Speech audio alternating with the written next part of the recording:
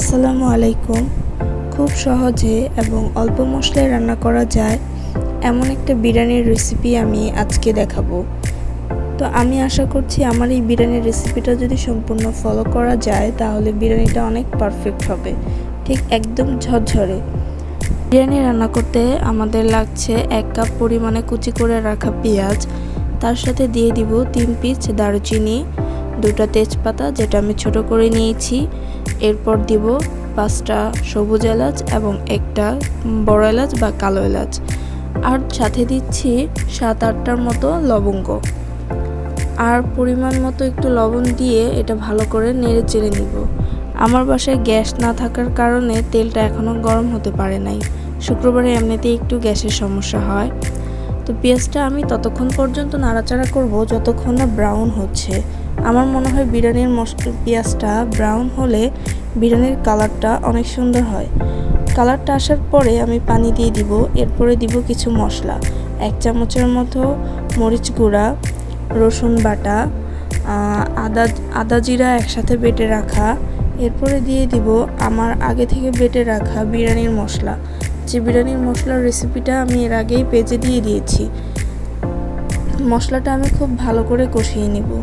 ততক্ষণ পর্যন্ত কষাবো যতক্ষণ পর্যন্ত না মশলা থেকে ভালো করে তেলটা বের হয়ে আসছে। এরপর আমি দিয়ে দিব ভালো করে ধুয়ে রাখা মুরগির মাংস। আমি বেশিরভাগ মুরগি দিয়ে বিরিয়ানিটা করি। এরপর আমি আগে থেকে ভেজে রাখা আলুগুলো দিয়ে দিব। আমি ভিডিওটা করার সময় এতটা খেয়াল করি নাই, এডিট করার সময় দেখতেছিলাম শুধু মুরগির পাই দেখা যাচ্ছে। আসলে ভিডিওটা এডিট করার সময় আমার অনেক লজ্জা লাগতেছিল, ভাবতেছিলাম যে ভিডিওটা দিব কি দিব না। পরে ভাবলাম অনেকেই মনে করে যে 1 কেজি চালের সাথে আধা কেজি গোস্ত দিতে হবে, এটা মাস্ট, নাহলে বিরিয়ানি হবেই না। এই জন্যই ভিডিওটা আরও দিচ্ছি যেন আমার ভিডিওটা দেখে মানুষের ভুল ধারণাটা ভেঙে যায়। এখানে আমি 2 চামচের মতো টক দই দিয়ে দিচ্ছি। আপনারা দেখতে পাচ্ছেন চামচটা ঠিক কতটুকু। এরপরে আবার একটু ভালো করে নাড়াচাড়া দিয়ে নিব, টক দইটা ভালো করে মিশিয়ে নেব।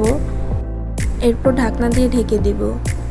মাংসটা একটু পরপর নেড়ে চেড়ে দিব, নয়তো মশলাটা পুড়ে যাওয়ার সম্ভাবনা থাকে। আর মশলাটা পুড়ে গেলে খেতে ভালো লাগে না, একটা কেমন যেন গন্ধ লাগে বিরিয়ানির মধ্যে।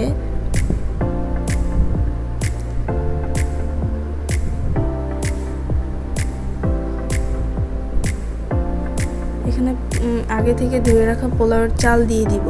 পোলাওয়ের চালটা ধোয়ার ক্ষেত্রে আমাদের খেয়াল রাখতে হবে যেন একদম সাদা পানি বের হয়। পোলাওয়ের চাল ধোয়ার সময় একদম সাদা পানি বের না হলে সে পোলাওটা অতটা ঝরঝরে হয় না। আর পোলাওয়ের চালটা ভালো করে মশলার সাথে কষিয়ে নিব। মশলার সাথে ভালোভাবে কষিয়ে নিলে পোলাওয়ের চালের মধ্যেও মশলাটা ভালো করে লেগে যাবে। আমি পানিটা আগে থেকে ঝরিয়ে নিইনি পোলাওয়ের চাল ধুয়ে, যার কারণে আমি পোলাওয়ের চালটা কষিয়ে নিচ্ছি আর সেই পানিটা শুকিয়ে নিচ্ছি। এরপর আমি পানি দেব। পানি দেওয়ার ক্ষেত্রে আমি যে মগ দিয়ে চাল মেপেছিলাম, মগের 3 মগ চাল দিয়েছিলাম, এখানে আমি সেই মগেরই 4 মগ পানি দেব। আপনারা যদি 2 মগ চাল দেন সেখানে 3 মগ পানি, মানে 1 মগ পানি বেশি দিতে হবে, তাহলেই পোলাওটা একদম ঝরঝরে হবে। তো আমি এখানে কোনো রকম গরম পানি ব্যবহার করি নাই, ঠান্ডা পানিটাই দিয়েছি। আমার গ্যাস কম থাকার কারণে পানিটা তেমন গরম হয় নাই। আমার বিরিয়ানির পানিটা একদম শুকিয়ে গেছে। এখন আমি নাড়া দিয়ে দেব। নিচের চাল উপরে, উপরের চাল নিচে, এমন করে দিব যেন যদিও কোনো কাঁচা থাকে তাহলে যেন ভালো করে হয়ে যায় প্রত্যেকটা চাল। তো বিরিয়ানিটা আমার 80% হয়ে গেছে। আমার মনে হয় পোলাওয়ের কোনো আইটেম 80 বা 90% হওয়ার পরে চুলাটা অফ করে দিলে সেই পোলাওটা একদম ঝরঝরে হয়। কারণ পোলাওটা ওই যে গরম ভাবটা থাকে, ওই ভাপে ভাপে হয়ে যায়। নাহলে পারফেক্ট হওয়ার পরে চুলাটা অফ করলে হয় কি পোলাওটা নরম হয়ে যায়, এতে খেতে ভালো লাগে না। আশা করছি আমার এই রেসিপিটা আপনাদের কাছে ভালো লাগবে। বিরিয়ানির কালারটা হয়তো আপনারা খেয়াল করেছেন কত সুন্দর হয়েছে।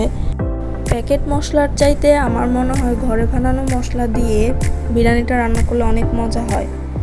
আমি তো সবসময় বিরিয়ানি রান্না করলে ঘরে যা আছে, যে মশলা আছে ওইটা দিয়েই আমি সুন্দর করে বিরিয়ানিটা রান্না করি, তাতে কখনো মনে হয় না যে খারাপ হয়েছে। তো এই দেখুন বিরিয়ানিটা ঠিক কতটুকু সুন্দর হয়েছে, চালগুলো একদম ঝরঝরে হয়েছে। আমার বিরিয়ানিটা যদি রেসিপিটা যদি ভালো লাগে তাহলে অবশ্যই কমেন্টে জানিয়ে দিবেন। আর আমার এই ভিডিওটা সম্পূর্ণ দেখার জন্য আপনাদেরকে অনেক অনেক ধন্যবাদ। আমার এই ছোট্ট পেজে আমাকে আপনারা সবাই সাপোর্ট করবেন যেন আমি এগিয়ে যেতে পারি।